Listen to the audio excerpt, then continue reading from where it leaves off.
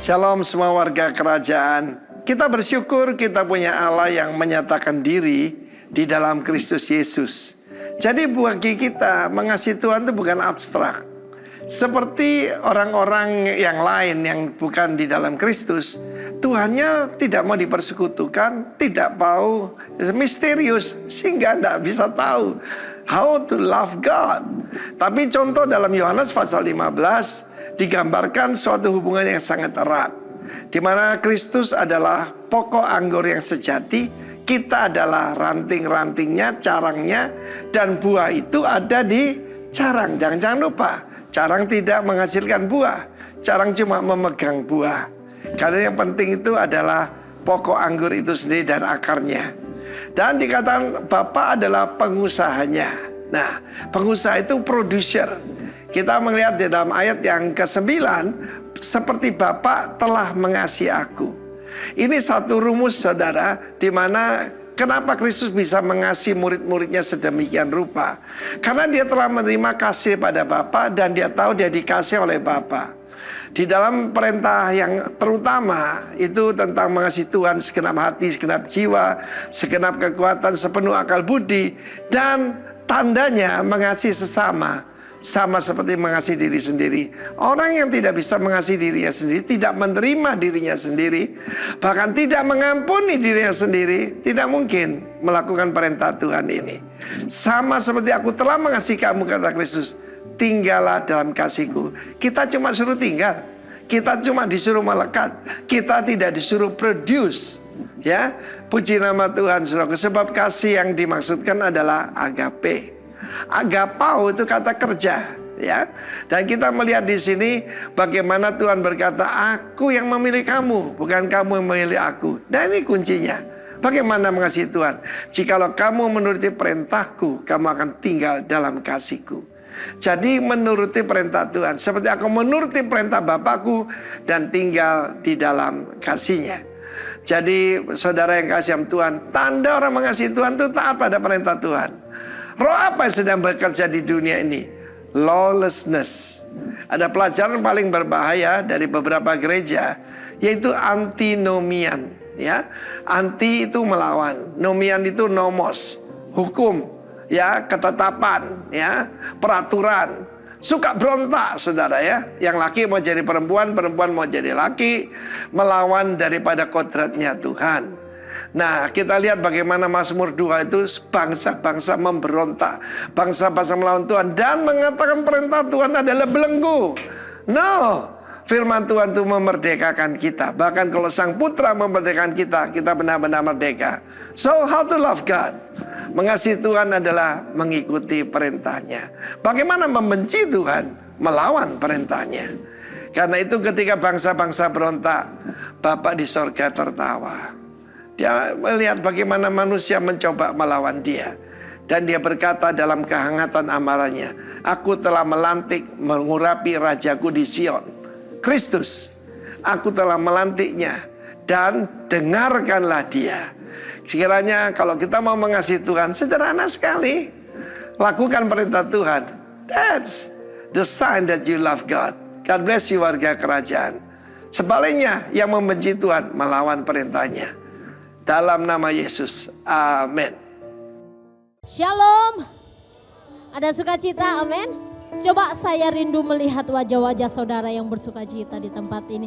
Toleh kanan kiri, berikan salam, berikan senyuman yang manis. Selamat datang, selamat beribadah kepada Tuhan.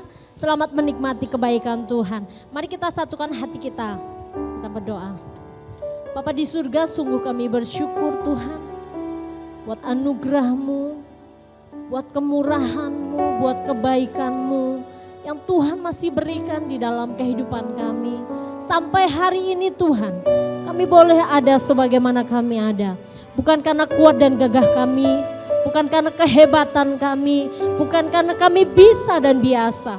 Tetapi semua karena anugerah-Mu yang Tuhan berikan di dalam kehidupan kami. Kami rindu Tuhan, hari ini kami meninggikan Engkau, kami mempermuliakan nama-Mu. Kami mau mengagungkan Engkau sebab Engkaulah Tuhan. Kau Allah yang dahsyat, Kau Allah yang luar biasa, Kau yang layak dipuji, Kau yang layak disembah. Terima kasih Bapak, kami mengucap syukur buat hari ini. Dan kami boleh mengalami Tuhan di dalam setiap kehidupan kami. Bahkan hari ini juga Tuhan kami bersepakat dengan hamba-hamba-Mu. Kami memberkati bangsa kami memberkati para pemimpin kami. Baik yang mulai tertinggi hingga yang terendah, kiranya roh yang takut akan Tuhan menyertai mereka. Bahkan kota di mana Tuhan tempatkan kami.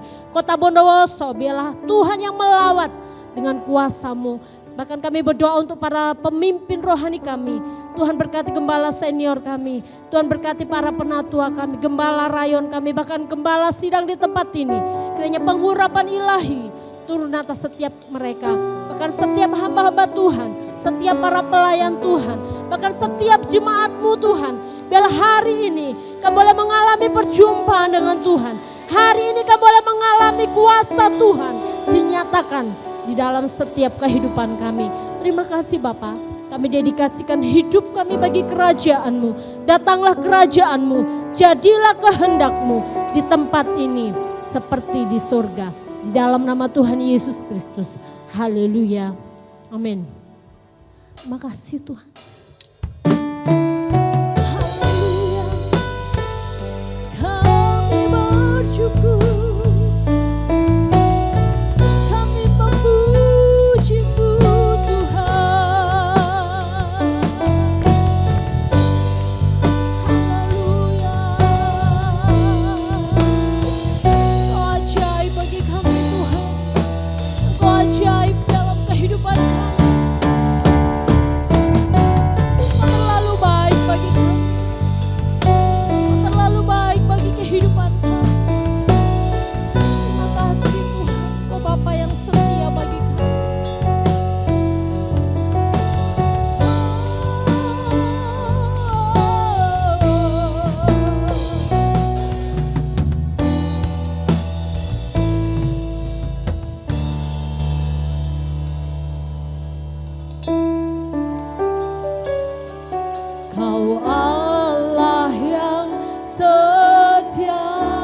Bapa yang mulia, Bapa yang mulia,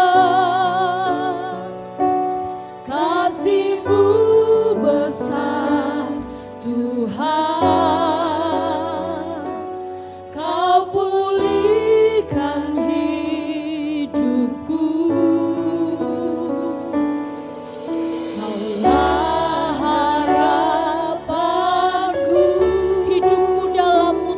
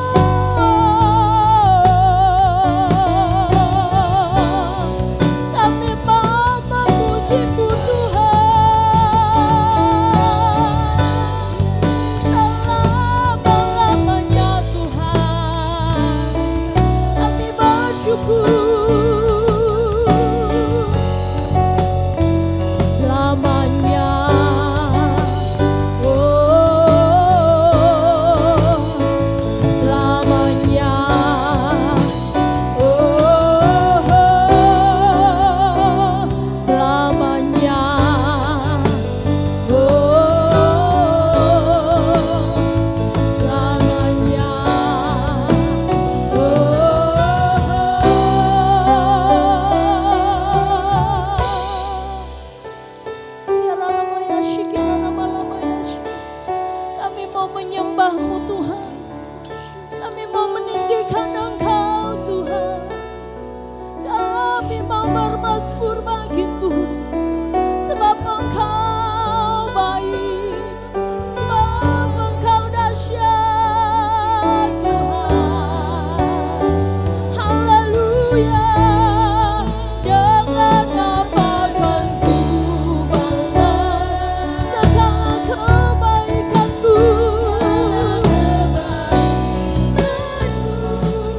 segenap hati kami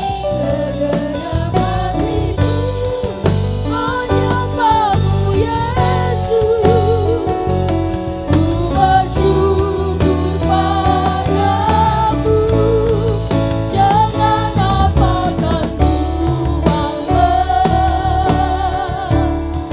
segala kebaikan-Mu. Segenap hatiku menyembah-Mu Yesus. Ku bersyukur padamu, jangan apakan ku balas segala kebaikan-Mu. Segenap hatiku menyembah-Mu Yesus. Ku bersyukur padamu, jangan apakan ku balas segala kebaikan-Mu. Segenap hatiku menyembah-Mu Yesus. Ku bersyukur padamu selamanya. Kami mau bersyukur Tuhan, kami mau bersyukur selama-lamanya.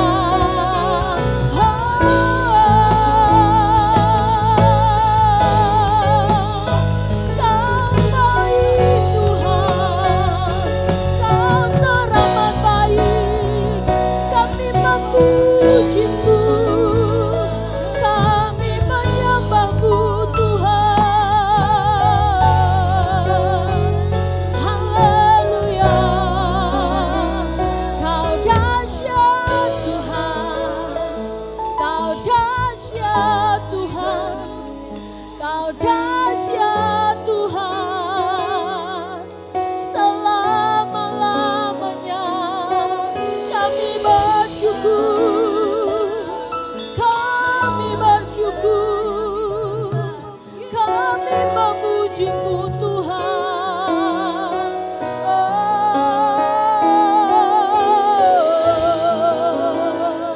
Kau ajaib Tuhan, Kau ajaib Tuhan.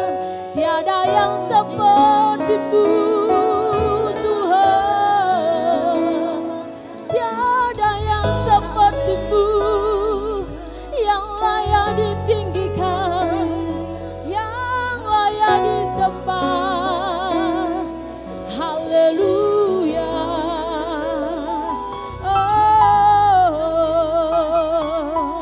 Terima kasih Tuhan, terima kasih Tuhan.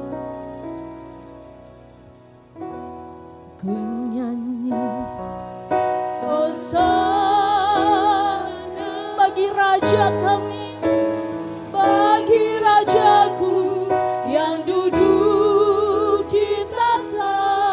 Kami muliakan, aku muliakan dan ku agungkan. Kau layak disembah. Ku nyanyi Hosana, ku nyanyi Hosana.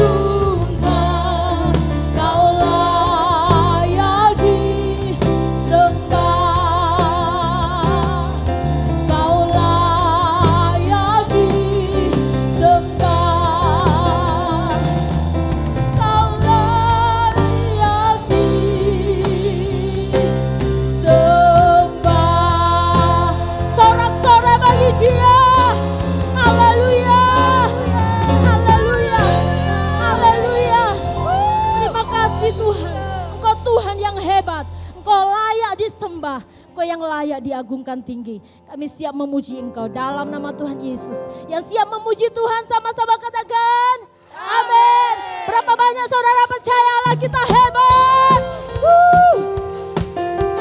Haleluya.